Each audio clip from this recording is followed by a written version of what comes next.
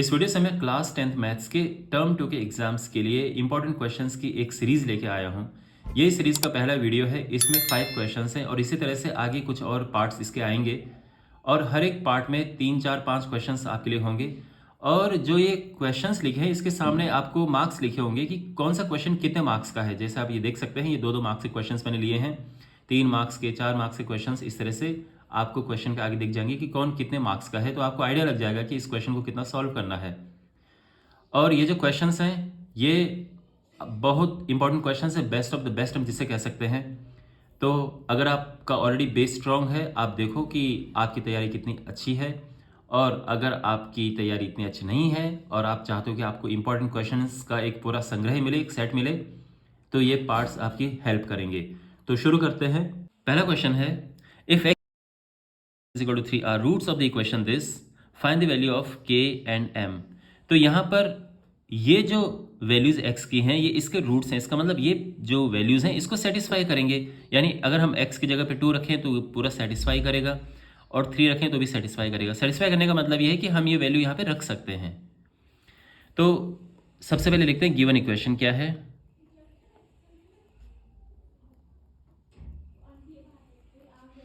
तो ये है 3x² minus 2kx plus 2m is equal to 0।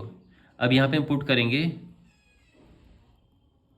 x is equal to 2। तो x की जगह पे 2 पुट करेंगे तो ये आ जाएगा 3 इंटू 2² माइनस 2k इंटू 2, यानी x की जगह पे हमें 2 रखना है। ठीक है ना, x की जगह पे हमने 2 रखना है। तो ये आ जाएगा 2 दूनी 4, 4 3 12 minus 4k plus 2m is equal to 0। तो ये हो जाएगा minus 4k plus 2m is equal to minus 12। वैसे हम इसको और सिंप्लीफाई कर सकते हैं, लेकिन फ़िलहाल इसको ऐसे ही छोड़ देते हैं। और क्योंकि ये आसानी से सॉल्व हो जाएगा, ऐसे में ही इसको इक्वेशन नंबर 1 नाम दे देंगे। ठीक है ना। वैसे अगर आप चाहो तो इसको ऐसा भी कर सकते हो कि इसके साइन चेंज कर दो सभी के। तो ये हो जाएगा 4k minus 2m is equal to 12। आप इसको ऐसा भी लिख सकते हैं और ऐसा भी छोड़ सकते हैं, दोनों ही सही हैं। ठीक है। तो ये है इक्वेशन नंबर 1। अब x इज इक्वल टू 3 हम इसमें पुट करेंगे, तो यहाँ पे लिखेंगे putting x is equal to 3। जब 3 यहाँ पे पुट करेंगे तो क्या बनेगा, ये हो जाएगा 3² माइनस 2k और x की जगह पे 3 पुट करना है प्लस 2m और ये हो गया 0। तो ये हो जाएगा 27 minus 6k plus 2m is equal to 0। और यहाँ पर ये हो जाएगा minus 6k plus 2m is equal to minus 27, है ना। और यहाँ पे भी आप देख सकते हैं कि ये माइनस में है और ये प्लस में है, तो हम क्या लिख सकते हैं इसको, 6k, यानी सबके साइन चेंज कर सकते हैं जैसे हमने यहाँ पे किए थे। और मैं फिर कह रहा हूँ कि अगर आप इसको ऐसे में ऐसे में ही छोड़ दें तो भी आराम से आंसर आ जाएगा। तो यहाँ पर सबके साइन चेंज कर दिए हैं। अब वो इसलिए किए हैं ताकि देखने में थोड़ा सा ये सही लगे और अच्छा लगे और कैलकुलेशन करने में ज़्यादा परेशानी ना हो। तो इस तरह से हमने लिख दिया है, सबके साइन चेंज कर दिए हैं। अब हमारे पास equation number 1 and equation number 2 है, इनको हमने एक साथ सॉल्व करना है। तो सिंपली लिखेंगे कि solving equation number 1 and 2, equation 1 and 2 इनको सॉल्व करेंगे। तो देखो, सॉल्व करने के लिए क्या करेंगे, पहले इसको ऊपर लिखेंगे हम, क्योंकि थोड़ा बड़ी इक्वेशन है, इसमें बड़े नंबर हैं, इसमें थोड़ा छोटे नंबर है, तो इसको नीचे लिखेंगे। तो ये हो जाएगा 6k minus 2m is equal to 27 और यहाँ पर ये 4k minus 2m is equal to 12। तो यहाँ पर हम साइन चेंज करेंगे इनके।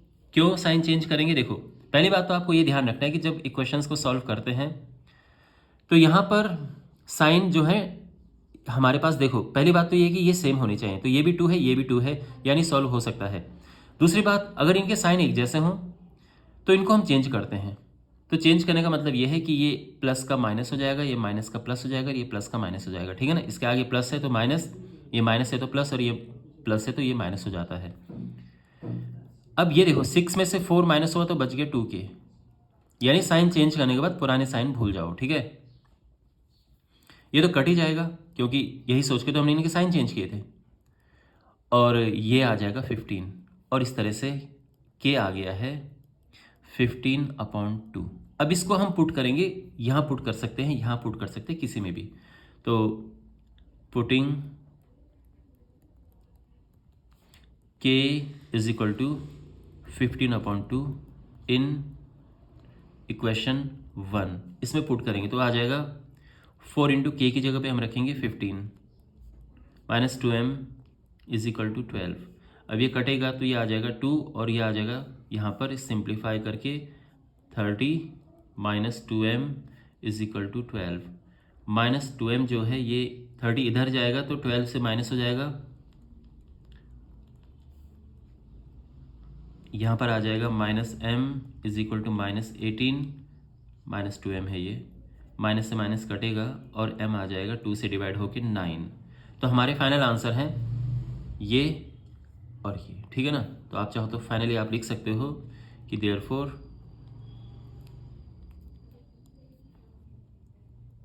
k is equal to 15/2, m is equal to 9, और ये हो गया है आंसर। ओके, तो आई होप ये सॉल्यूशन आपको समझ आया होगा। अब क्वेश्चन नंबर 2 करते हैं। ये 2 मार्क का क्वेश्चन है और ये एपी का क्वेश्चन है। Find the values of A B and C if it is given that the numbers are in AP. तो देखो क्वेश्चन में ये गिवन है कि ये जो नंबर्स हैं एपी में है। तो यहाँ पर बहुत ही स्मार्टली हम इस क्वेश्चन को सॉल्व करेंगे। A7 B23 C ये है एपी में। अब देखो कैसे हम इसे सॉल्व करेंगे। सबसे पहले यहाँ से इतना हिस्सा उठाओ। इस क्वेश्चन को करने के बहुत सारे तरीके हो सकते हैं, बट मैं आपको सबसे सिंपल तरीका बता रहा हूँ। देखो इसको यहाँ से उठाओ तो देखो हम ये कह सकते हैं कि जो ये 3 है ये भी तो एपी में होंगे।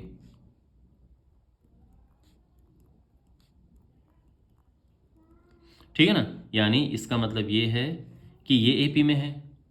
अब जब कोई 3 टर्म एपी में होते हैं तो इनका डिफरेंस सेम होता है, यानी this minus this is equal to this minus this. यानी हम ये लिख सकते हैं कि B-7 is equal to this minus this, ये होता है। ठीक है, जब भी 3 टर्म आपको एपी में मिले तो ये समझ जाना कि इनका डिफरेंस सेम है और इस तरह से इसको सॉल्व करना है। तो this minus this is equal to this minus this. B यहाँ माइनस में है और ये प्लस में है, जब इधर आएगा तो ये माइनस का प्लस हो जाएगा और ये 2 भी हो जाएगा। 7 इधर जाएगा तो 23 माइनस 7 का प्लस 7 हो जाएगा। तो यहाँ से हमें मिल जाएगा कि 2b इज इक्वल टू है 30 और b जो है ये 15 है। तो b हमें मिल चुका है। अब b 15 है तो उसको यहाँ रख के देखो। तो अब दूसरी बात अब यहाँ पर ये है, ठीक है ना, ऑल्सो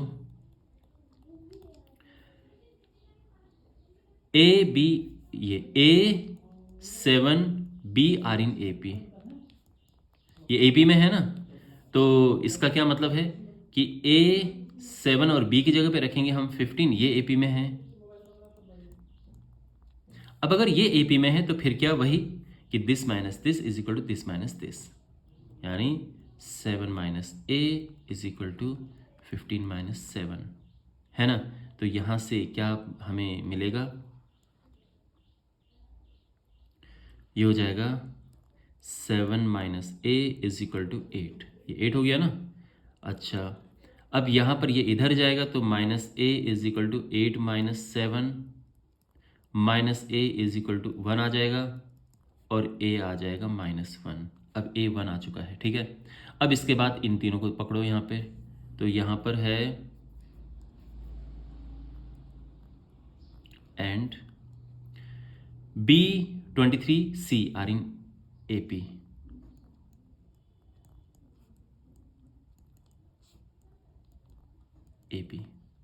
तो यहाँ पर देखो 23 माइनस B, अब देखो B यहाँ पर गिवन है, B हम पहले ही पता कर चुके हैं 15 है। तो इसका मतलब ये है कि 15, 23 and C are in AP। और अगर ये AP में है तो इसका क्या मतलब है कि this minus this is equal to this minus this, यानी 23 minus 15 is equal to C minus 23। तो 8 is equal to C minus 23, और ये इधर आएगा तो प्लस हो जाएगा, 8 plus 23 is equal to C, और इस तरह से C आ जाएगा 31। तो A आ चुका है -1, B है 15 और C है 31, और ये हमारे आंसर है। ये इस क्वेश्चन को करने का एकदम स्मार्ट तरीका है, पूरे नंबर आपको मिलेंगे। आपके मन में प्रश्न अगर है कि सर आपने इसी को सबसे पहले क्यों लिया, वो इसीलिए लिया क्योंकि इसमें केवल एक वेरिएबल है, केवल B है, बाकी नंबर हैं। अगर हम इन तीनों को लेते सबसे पहले तो इसमें दो हमें नंबर मिलते, तो दो वेरिएबल मिलते। एक ही लाइन में दो वेरिएबल मिलना ठीक नहीं है, सॉल्व नहीं हो पाता है। इसलिए हमने ऐसी चीज़ पिक की जिसमें केवल एक वेरिएबल हो। तो ऐसा करने पे हमको केवल एक ही वेरिएबल मिला, और इसलिए हमने सबसे पहले शुरुआत यहीं से ही की। ओके, तो आई होप ये आपको समझ आ गया होगा, लेकिन इसको मैं आपको दूसरे तरीके से भी करवाता हूँ। यहाँ पर जो है गिवन क्या है कि A7 B23 C are in AP, यानी ये फर्स्ट टर्म है, ये सेकंड टर्म है, ये थर्ड टर्म है, ये फोर्थ टर्म, और ये फिफ्थ है। ठीक है, ये सब लिख चुके हैं हम। अब इसके बाद देखो, यहां पर सबसे पहली बात तो ये है कि जो नंबर है उन पे फोकस करो। नंबर हमारे पास ये है और ये है, तो ये क्या है? ये हमारे पास है सेकंड एंड फोर्थ टर्म, है ना। AP की दूसरी टर्म एंड चौथी टर्म है फोर्थ टर्म। तो यहाँ पर हमारे पास है सेकंड टर्म, और सेकंड टर्म होती है A plus D common difference है। आप लिख सकते हैं लेट द कॉमन डिफरेंस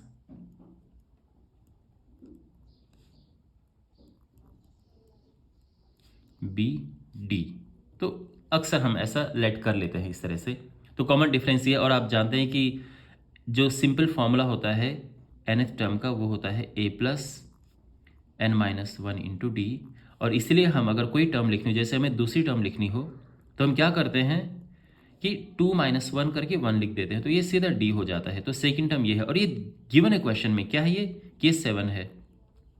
इसके अलावा फोर्थ टर्म हमारे पास है, चौथी टर्म हमारे पास है। चौथी टर्म हो जाएगा A प्लस 3D, क्योंकि एक माइनस हो जाता है, और ये है यहाँ पर 23 है। अब हमारे पास ये है और इन्हें हमें सॉल्व करना है, तो इसको हम नाम दे सकते हैं इक्वेशन नंबर 1, इक्वेशन नंबर 2। तो सॉल्विंग इक्वेशन 1 एंड 2। तो इसमें देखो बड़े नंबर हैं, इसको ऊपर लिखेंगे हम, और इसमें छोटे नंबर है, इसको नीचे लिखेंगे, और इसके बाद इनके साइन चेंज कर देंगे, क्योंकि देखो साइन चेंज करना पड़ेगा तभी ये कटेगा।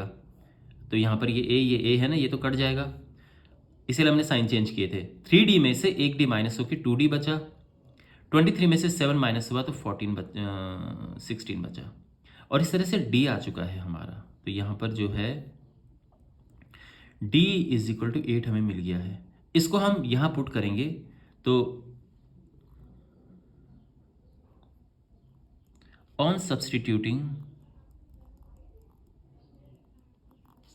D is equal to 8 in equation number 1, तो यहाँ पर मिलेगा A plus 8 is equal to 7, और जो A है ये आ जाएगा -1।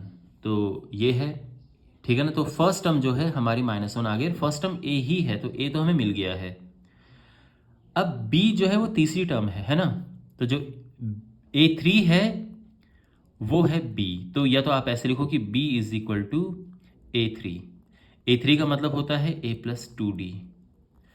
A हमारे पास -1 है, और D जो है वो 8 है, तो ये आ जाएगा -1 प्लस 16, और ये आ जाएगा 15। तो B 15 आ चुका है। और अब हमें निकालना है C, और C क्या है? C है A5, और A5 क्या होता है? A प्लस 4D होता है। तो यहाँ पे वैल्यूज पुट करते हैं, और A है -1, प्लस 4 टाइम्स जो डी है कॉमन डिफरेंस वो है 8, ये आ जाएगा -1 प्लस 8 चौको 32 और ये 31 आ जाएगा। तो यानी जो फाइनल आंसर हमारे हैं वो है कि a इज़ इक्वल टू -1, जो b है वो आया हमारा 15, c है वो आया है 31 और ये हमारे आंसर है। तो ये एक और तरीका है इस क्वेश्चन को करने का, लेकिन मैं मानता हूँ कि जो पहले वाला तरीका है वो बहुत ही स्मार्ट तरीका है, बहुत आसान है इससे, लेकिन जो भी आपको ज़्यादा कन्वीनियंट लगे आप उसको कर सकते हैं। क्वेश्चन नंबर 3 है, prove that the lengths of two tangents drawn from an external point to a circle are equal.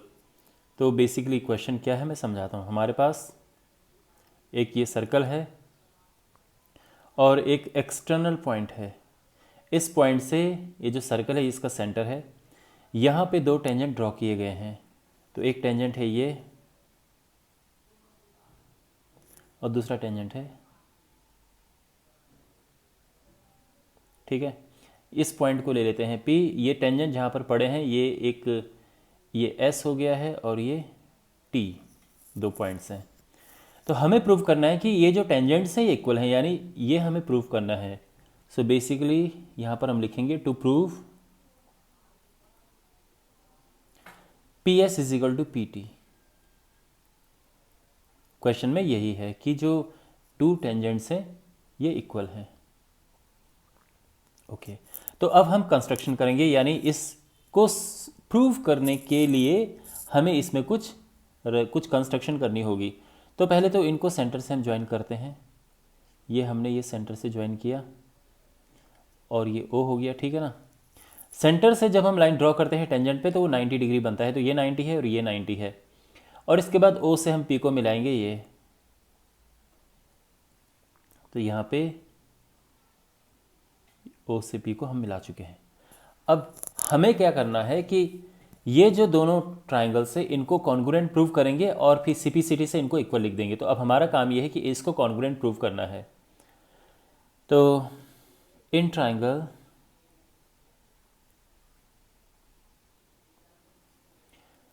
OSP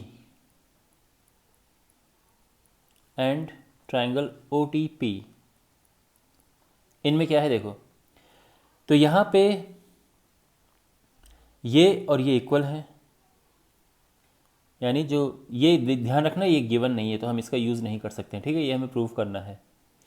ये इक्वल है क्योंकि ये दोनों ही रेडियस हैं, ये 90 है और ये कॉमन है।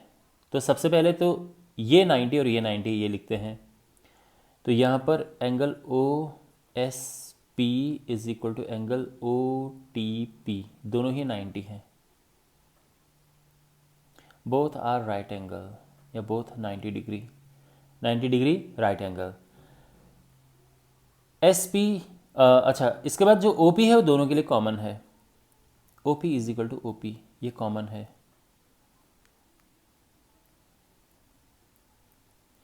एंड फाइनली हमारे पास है OS is equal to OT, ये दोनों रेडियस हैं, यानी both radii, both are radii.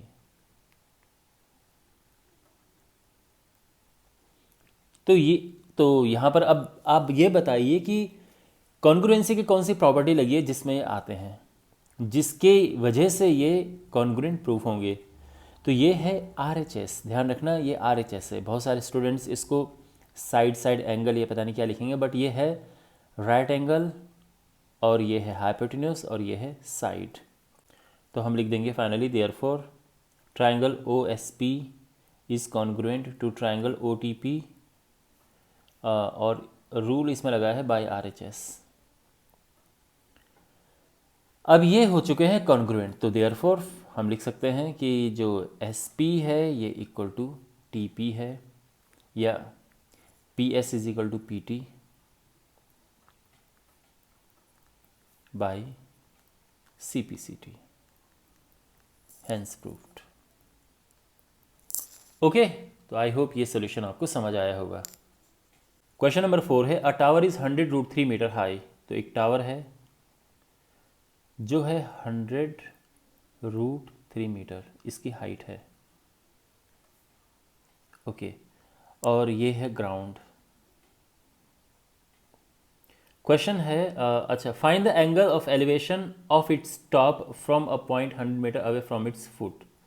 तो ये है 100 मीटर अवे एक पॉइंट है ऑन द ग्राउंड। इसका जो एंगल ऑफ एलिवेशन है टॉप पे, ये एंगल क्या होगा, यानी ये जो एंगल ऑफ एलिवेशन है ये हमें बताना है कि ये कितना है। तो बहुत सिंपल है, आप देख सकते हैं यहाँ पर इसको नाम दे देते हैं हम, ये A B C. So in triangle A B C tan theta is equal to perpendicular upon base A B upon B C, और ये है 100√3, बी सी है 100 मीटर, और ये आ जाएगा √3। तो therefore theta is equal to 60 degree, क्योंकि tan theta का √3 है तो थीटा 60 डिग्री होता है। तो ये हमारा आंसर आ गया है, ठीक है ना। Question number 5, find the sum of all 3 digit natural numbers which are divisible by 7। 7 से डिविजिबल जितने भी 3 डिजिट नंबर्स हैं उनका सम हमें फाइंड करना है। तो देखो 3 डिजिट नंबर का मतलब क्या होता है, सबसे छोटा 3 डिजिट नंबर है 100, सबसे बड़ा 3 डिजिट नंबर है 999। लेकिन जो हम सीरीज़ लेंगे हम वो नंबर लेंगे जो 7 से डिविजिबल हैं, जो 7 की टेबल में आते हैं। तो 7 की टेबल में कौन सा नंबर आता है, 14 7 98, 15 7 105। तो सबसे पहले तो है 105। 105 जो है ये 15 की टेबल में आता है, तो ये 7 से डिविजिबल होता है, इसलिए ये हमने सबसे पहले रखा है। अगर आपको समझ नहीं आए कि सर ये कैसे हुआ है, तो 7 से डिवाइड कर दो, 7 1 7, ये हुआ 3 0 28, बचा 2। अब इसमें किसका प्लस करें कि ये 7 बन जाए जिससे कि डिवाइड हो जाए, तो 5 प्लस करना पड़ेगा, तो यानी इसमें हम 5 प्लस करेंगे और ये 105 हो जाएगा। तो ये समझना बड़ा आसान है कि कौन सा ऐसा नंबर है जो 7 से डिविजिबल है, तो ये तो बड़ा इजीली हम पता कर सकते हैं, ठीक है। अब इसके बाद अगला कौन आएगा, तो क्योंकि ये 7 से डिविजिबल है तो अगला एक 7 के ही डिफरेंस में ये आएगा। लेकिन लास्ट में क्या आएगा देखो, तो लास्ट में हमारे पास है 999। 999 को भी 7 से डिवाइड करो, 7 तिगम 7, 7 चौको 28, 7 दूने 14, 5, ये 5 बचा। तो अब हम क्या करेंगे, इसमें से 5 को माइनस कर देंगे, क्योंकि 5 अगर हम हटा दें तो ये पूरा डिवाइड हो जाएगा। तो यहाँ से हम इस 5 को हटाएंगे और ये आएगा 994। तो सबसे लास्ट में है हमारे पास 994। तो ये जो है हमारी सीरीज़ है जिसका हमें सम फाइंड करना है, ठीक है ना। अगेन सबसे छोटा नंबर बड़ा इजी है फाइंड करना, और सबसे बड़े नंबर के लिए क्या किया हमने, डिवाइड किया, जो रिमाइंडर आया उस रिमाइंडर को इसमें से हमने हटा दिया है, तो अब ये बच गया है, ठीक है। अब यहाँ पे हमें ये देखना है कि नंबर ऑफ टर्म्स कितनी है। तो एक फॉर्मूला होता है nth टर्म का, an is equal to a plus n minus 1 into D. ये है लास्ट टर्म, ये फर्स्ट टर्म, n तो हमें फाइंड करना है, और d है 7, क्योंकि 7 का टेबल हमें देखना है, 7 से डिविजिबल नंबर देखने हैं, तो जो डिफरेंस होगा 7 का ही होगा। तो यहाँ पर ये है 994 इज़ 105 प्लस 7n माइनस 7, 994 98, और जो 7n है ये हो जाएगा 994 माइनस 98। इसमें से माइनस करेंगे तो ये आ जाएगा 14 में से ये गया 6, 9 8 896, और n आ जाएगा इसको डिवाइड करके, 7 कम 7, 7 दूनी 14, 7 8 56, 128, n आ गया है 128। ओके, अब हमें सम फाइंड करना है। तो सम होता है, अगर हमारे पास फर्स्ट टर्म हो, लास्ट टर्म हो और नंबर ऑफ टर्म्स हो, तो सम का एक बहुत ही अच्छा फॉर्मूला होता है n/2 a प्लस an। तो ये है 128/2, a 105 है और ये 994 है। तो ये 2 से डिवाइड करेंगे तो आएगा 64, और ये हम प्लस करेंगे तो आएगा 9 1099 और ये अब हमें मल्टीप्लाई करना है, तो ये आ जाएगा मल्टीप्लाई करके